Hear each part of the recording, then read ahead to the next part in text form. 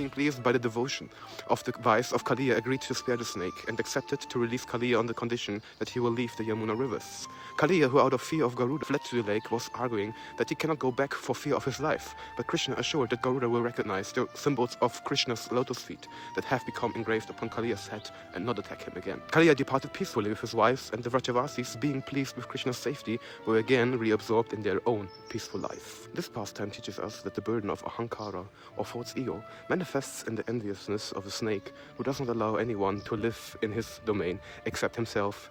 Kāliya was not killed but severely punished, indicating that Krishna never kills the ego, but only purifies it from material existence. To those with divine qualities, it feels pleasant, but those who suffer demonic nature cannot appreciate Krishna's heavy steps on their heads, in the form of his punishment inflicted as suffering of the three material miseries. Therefore we must understand that God is our eternal well-wisher and friend, and after the poison of the heart is purified, I am allowed to again be reinstated in my eternal love for the Lord of all beings. From this pastime we can learn that God's famous eternal grace is always available, but he is not an idiot.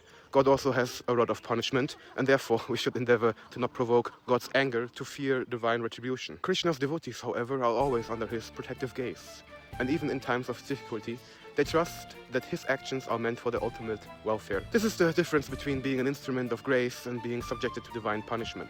When we surrender to him with a genuine heart, we avoid invoking his anger.